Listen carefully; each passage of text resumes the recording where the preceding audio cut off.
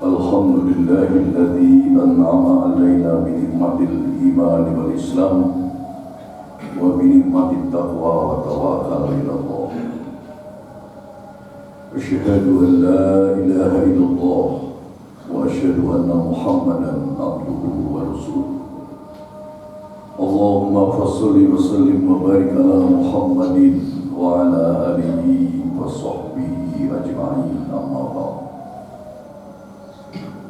ويا أيها المسلمون رحمكم الله أوصيكم وإياي بتقوى الله وطاعته في كل وقت لعلكم تفلحون.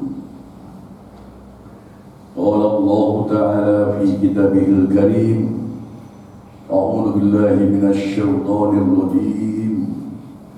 اليوم أكملت لكم دينكم وأتممت عليكم نعمتي ورضيت لكم الإسلام دينا. الآية. وقال رسول الله صلى الله عليه وسلم: بني الإسلام على خمس: شهادة أن لا إله إلا الله وأن محمدا رسول الله، إقام الصلاة وإيتاء الزكاة وصوم رمضان وحجul baiti man istata'a ilaihi sabila. Sadaqallah wa sadaqa Rasulullah sallallahu alaihi wasallam. Ma'asyiral muslimin rahimakumullah. Sebagai ungkapan sekaligus realisasi dari rasa syukur kita kehadirat Allah Subhanahu wa taala, Zat yang telah menciptakan bumi tempat kita berpijak, Ilahi Rabbi yang telah menciptakan langit lajuwarti yang luas tanpa batas tempat kita bernaung dan berteduh, khususnya Rabbul Izzati yang telah menciptakan kita manusia selaku insan paripurna. Seyogyanya lah selama nafas kita masih berdesah, jantung kita masih berdetak, kita dianjurkan untuk senantiasa taat, tunduk dan patuh atas segala perintah-perintahnya dan meninggalkan segala larangan-larangannya. Dan salah satu cara yang paling efektif untuk menembus obsesi kita tadi, marilah pada siang hari ini, ibadah sholat Jumat ini, kita tingkatkan kembali iman, takwa, dan tawakal kita kehadirat Allah Subhanahu wa ta'ala.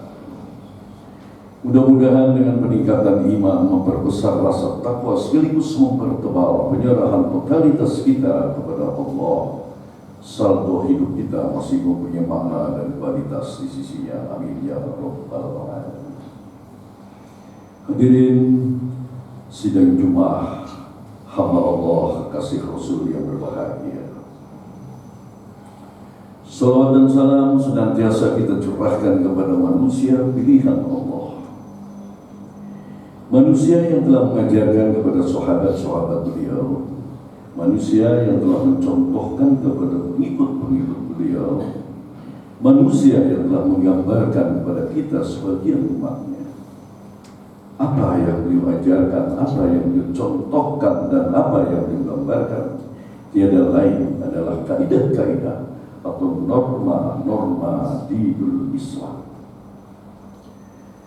Rangkaian kaidah tadi pada hakikatnya merupakan suatu pedoman, merupakan suatu patokan acuan sekaligus referensi bagaimana manusia bersikap tindak, bagaimana manusia berperilaku, bagaimana manusia berinteraksi, bagaimana manusia mengadakan hubungan timbal balik di dalam hidup dan kehidupannya. Beliaulah satu-satunya uswatun hasanah yang amat kasih terhadap keluarganya, amat sayang terhadap umatnya, yaitu Nabi Muhammad sallallahu alaihi wasallam. Ma'asyiral muslimin yang dimuliakan Allah, mari mantapkan niat kita pada siang hari ini semata-mata beribadah kepada Allah Subhanahu wa ta'ala, dan insyaallah di yaumil hisab nanti kita akan mendapatkan syafaat dari Rasulullah sallallahu alaihi wasallam. Amin ya rabbal alamin. Hadirin rahimakumullah. Tema kita pada hari ini berupa kajian yang sangat singkat karena waktu yang sangat terbatas. Saya ingin mengajak para hadirin sekalian untuk mengkaji judul Islam secara harfiah, yang kedua etimologi, dan yang ketiga adalah secara yuridis formal. Untuk itu tentu kita mulai saja dengan sebuah pertanyaan oleh anak-anak kita kepada orang tuanya, pertanyaan para santri kepada para kiainya, kemudian para murid kepada guru-gurunya, dan juga para mahasiswa kepada para dosennya. Pertanyaan yang sangat simpel tapi memerlukan jawaban-jawaban yang masuk akal secara logika dan dapat dipertanggungjawabkan, baik dari segi harfiah, dari segi ilmu istilah, maupun dari segi yuridis formal, yaitu dasar dari Al-Quran, firman Allah Subhanahu wa Ta'ala. Masrul hadirin, mungkin pertanyaan-pertanyaan tersebut tidak pernah tercetus dari kita semua. Mungkin puluhan tahun yang lalu, ketika kita masih mengaji kepada para kiai, atau kita mengaji di surau-surau, di langgar, di musola, di madrasah, rasanya tabu kalau kita untuk mempertanyakan kenapa kita harus memilih Islam. Tetapi saat ini, hadirin yang berbahagia, teknologi informasi dalam era globalisasi ini sudah masuk kepada ruang-ruang celah anak-anak kita, sudah masuk kepada kamar-kamar anak kita ketika kita mungkin tertidur lelap. Oleh sebab itu, dengan 3 jawaban, 3 kajian ini mudah-mudahan memuaskan mereka, dan dengan satu tujuan kajian ini, yaitu untuk meningkatkan kembali iman, takwa, dan tawakal kita kepada Allah Subhanahu wa Ta'ala. Berbicara tentang Islam berasal dari 3 huruf hijaiyah, yaitu sin, lam, dan mim. Salima, yang artinya secara harfiah atau kajian the grammatical rules, pendekatan secara grammatical, yaitu berarti sangat sederhana: kedamaian, keselamatan, kesejahteraan. Tetapi apakah suatu kedamaian, apakah suatu keselamatan, apakah suatu kesejahteraan akan kita peroleh dengan begitu saja? Tentu tidak. Syaratnya adalah fi'il amar. Kalau kita mengaji nahwu dan sorot, yaitu perintah aslam Islam itu sendiri, yaitu taat, tunduk, dan patuh atas segala perintah-perintah Allah dan Rasulnya, dan meninggalkan segala larangan-larangan Allah dan Rasulnya. Dan insya Allah kita akan mencapai salimah, yaitu kebahagiaan yang kita berikan bukan hanya di dunia tetapi juga di akhirat kelak. Oleh sebab itu, ketika anak-anak kita kenapa memilih Islam? Karena secara harfiah Allah menjamin bahwa kita akan mendapatkan kebahagiaan di dunia dan di akhirat. Kajian yang kedua, hadirin yang berbahagia, yaitu yang disebut dengan the etymological approach, yaitu pendekatan secara ilmu istilah. Saya ingin mengungkapkan 3 istilah. Pertama, istilah agama. Yang kedua, istilah religi. Dan yang ketiga adalah istilah adli. Yang ketiga, ketiganya sumbernya berbeda dan maknanya berbeda. Berbicara agama, kita tahu semua akidah agama kacau yang berasal dari bahasa Sanskrit atau Sanskerta. Yang kalau kita elaborasi, agama adalah suatu sistem yang mengatur kehidupan antara manusia dengan manusia secara horizontal, dengan tujuan agar masyarakat tertib, aman, dan damai, tidak terjadi kekacauan. Pertanyaannya kemudian, apakah dalam kajian ini agama sudah pas dengan Islam? Tidak. Karena Islam bukan hanya mengatur hubungan antara manusia dengan manusia. Sampailah kita kepada istilah yang kedua yang kita kenal, religi, religius. Bangsa Indonesia konon adalah bangsa religius.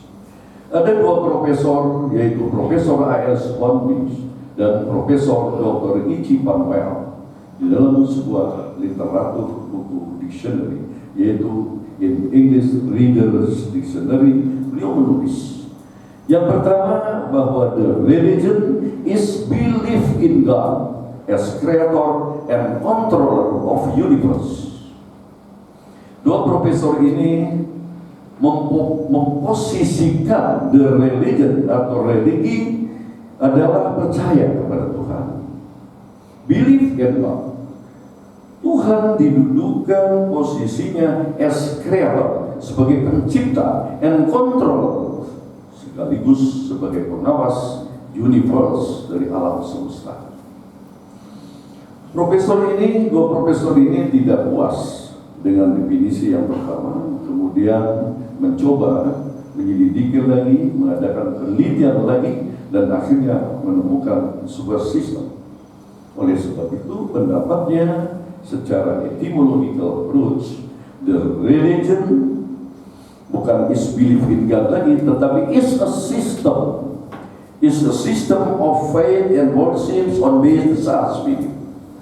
Ya, kalau kita terjemahkan secara bebas, religi atau religius adalah suatu sistem, di mana sistem ini of faith adalah kepercayaan, worship adalah penyembahan.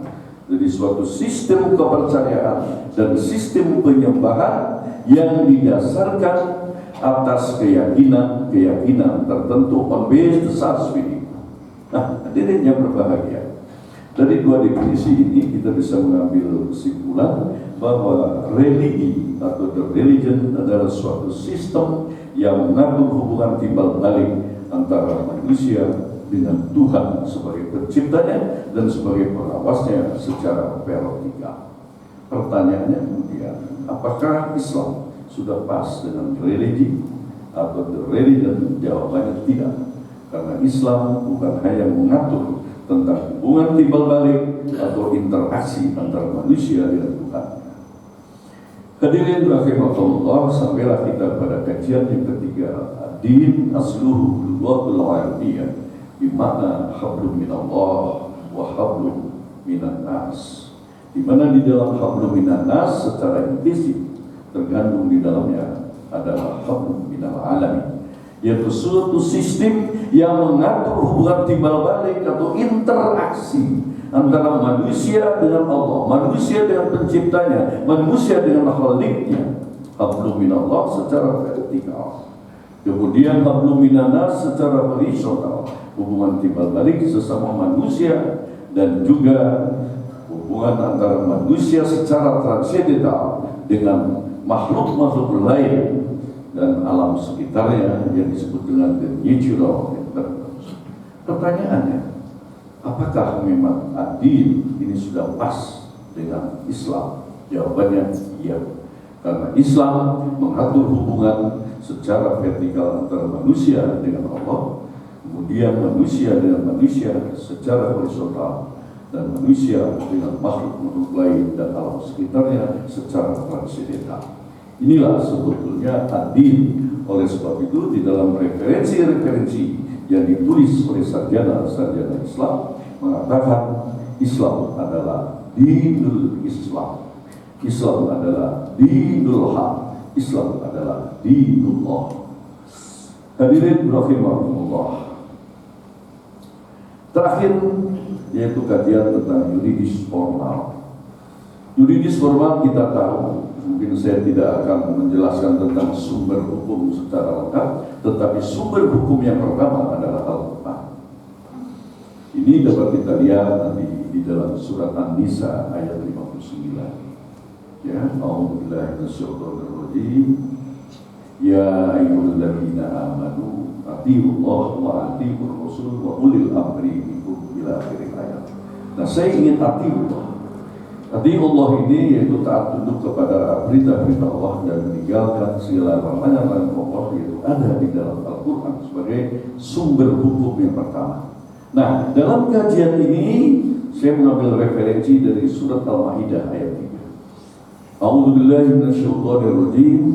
Al-yawma akmaltu lakum dinakum wa atmamtu 'alaikum ni'mati waraditu lakumul Islam madinah. Hadirin yang dimuliakan Allah, al-yaum, pada hari ini. Kapan hari ini? Hari ini yaitu ketika Rasulullah Sallallahu Alaihi Wasallam beserta sahabat-sahabat beliau mengerjakan haji wada. Ada yang mengatakan haji wada, padahal Rasulullah mengerjakan haji hanya satu kali. First and last, yang pertama dan yang terakhir. Oleh sebab itu ya bisa disebut haji wada, itu yang terakhir.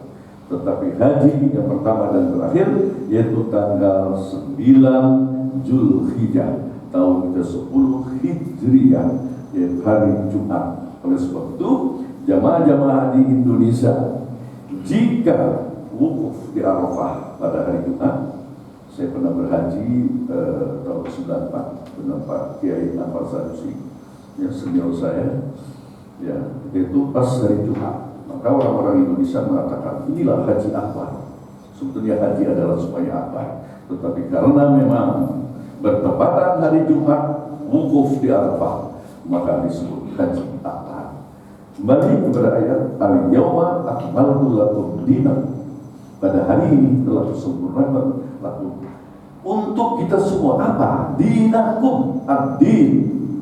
Ad-din. Jadi ad-din ini adalah bukan penamaan, bukan hasil konsensus, ya, bukan hasil musyawarah antara Rasulullah dan sahabat-sahabatnya, tetapi Allah sendiri yang mengatakan al-yawma akmaltu lakum dinakum. Saya teruskan ayatnya, wa atmamtu alaikum nikmati, dan telah kucukupkan nikmatku atas kamu sekalian. Hadirin rahmatullah, seandainya langit yang luas tanpa batas ini kita umpamakan sebagai kertasnya pohon-pohon yang di dunia ini, lalu kita umpamakan sebagai penanya, dan air yang ada di dunia ini kita umpamakan sebagai tintanya, lalu kita mencoba menulis nikmat-nikmat Allah yang diberikan kepada manusia, wa in ta'uddu ni'matallahi la tuhsuha. Ternyata tidak terhitung nikmat-nikmat Allah. Oleh sebab itu kembali, wasmamtu alaikum nikmati, mari kita sebagai muslim dengan nikmat-nikmat Allah tidak akan kekurangan. Allah Maha Pemberi rezeki dan segala-galanya. Terakhir sekali, waraditu lakumul Islam madinah, dan aku telah kuridoi Islam menjadi dinmu. Ya, dalam bahasa sehari-hari telah kuridoi Islam sebagai agama. Sebagai istilah boleh kita memakai agama, memakai religi, din, tetapi dalam kajian kita tetap memakai dinul Islam. Nah, hadirin yang berbahagia, 3 hal di dalam kesempatan yang sangat terbatas ini kita bisa sampaikan kepada anak kita. Ananda yang tercinta, tetap berakidah Islam, tetap bersyariah Islam, tetap berakhlak Islam, karena Islam adalah agama, din, religi yang telah disempurnakan oleh Allah Subhanahu wa Ta'ala. Baik kajian secara harfiah, the grammatical approach, yang kedua ilmu istilah atau the etymological approach, dan yang ketiga secara yuridis formal berdasarkan surat Al-Maidah ayat 3. Hadirin rahimakumullah, waktu juga yang membatasi kita, mudah-mudahan kajian sederhana ini ada manfaatnya buat kita semua. Barakallahu li wa lakum fil Qur'anil Azim wa nafa'ani wa iyyakum bihi minal ayati wa dzikril hakim. Taqabbal minni wa minkum tilawatahu innahu as-sami'ul 'alim.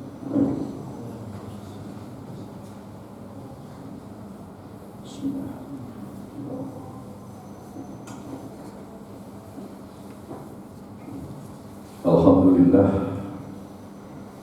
Alhamdulillahilladzi arsala rasulahu bil huda wa dinil haqq liyudhhirahu 'ala ad-dini kullihi wa kafaa billahi shahida.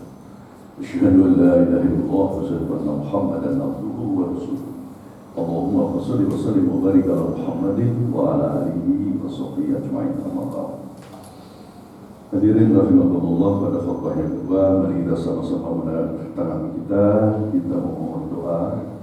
Kita bermunajah kepada Allah Subhanahu wa Ta'ala. Yang pertama untuk diri kita sendiri, karena al-insan mahal khota'il nisyan, manusia adalah tempatnya salah dan lupa. Yang kedua buat orang-orang tua kita, dan yang ketiga adalah para pemimpin kita dan untuk kita semua. Astagfirullahaladzim, astagfirullahaladzim, astagfirullahaladzim. Ya Allah, ya Tuhan kami adalah makhluk yang dhaif, ya Allah, ya Allah, yang senantiasa berbuat dosa, yang senantiasa berbuat khilaf, yang senantiasa berbuat lupa. Oleh sebab itu, ya Allah, ampunilah dosa-dosa hamba, ya Allah, terutama ketika hamba mendapat kewajiban untuk mengingati segala perintah Allah dan Rasulnya dan meninggalkan larangan-larangan Allahnya semenjak akhir balik hingga saat ini, ya Allah. Ya Allah, ya Tuhan kami, rasanya tiada bumi tempat kami berpijak, tiada langit tempat kami bernaung dan berteduh, ya Allah. Jika sampai siang hari ini Engkau belum memaafkan dosa-dosa orang tua hamba, ya Allah, baik yang telah Engkau panggil kehadiran-Mu maupun yang masih ada di tengah-tengah kami, hapuskanlah, ya Allah, dosa orang tua kami, ayah kami, ibu kami, kakek kami, buyut kami, nenek kami, dan orang tua kami. Hapuskanlah dosanya, ya Allah. Dan yang telah Engkau panggil, berikanlah nikmat kuburnya, ya Allah. Jauhkan dari siksa kuburnya, ya Allah. Ya Allah, ya Tuhan kami berada pada negara yang besar, ya Allah. 17.000 lebih pulau besar dan kecil di Indonesia ini, dan kami adalah mayoritas muslim, ya Allah, di dunia. Tapi kenapa musibah-musibah terus terjadi? Kami ingat firman-Mu, ya Allah, di dalam surat Al-A'raf ayat 9. A'udzu billahi minasyaitonir rajim. Walau anna ahlal qura amanu wattaqau la fatahna 'alaihim barakatin minas samai wal ardh. Walakin kadzabu fa akhadnahum bima kanu yaksibun. Jika suatu negara, penduduknya, pemimpinnya, rakyatnya semuanya beriman dan bertakwa kepada Engkau, ya Allah, la fatahna 'alaihim barakatin minas samai wal ardh. Janji Engkau, ya Allah, Engkau akan memberikan barokah dari langit dan bumi. Tetapi saat ini musibah-musibah menimpa. Oleh sebab itu, ya Allah, pada siang hari ini kami bermohon, bermunajat kepada Engkau, ya Allah, terutama kepada pemimpin-pemimpin kami, terutama kepada penyelenggara-penyelenggara negara kami, baik yang ada di legislatif, eksekutif, yudikatif, pengelola BUMN dan Open State Enterprises, kembali, ya Allah, beriman dan bertakwa kepada Engkau. Maka kami yakin Engkau akan memberikan barokah dari langit dan bumi. Rabbana hab lana min azwajina wa dhurriyyatina qurrata a'yun waj'alna lil muttaqina imama. Rabbi ighfir lana wa li walidina warhamhuma kama rabbayana shighra. Rabbana atina fid dunya hasanah wa fil akhirati hasanah wa qina adzabannar. Sallallahu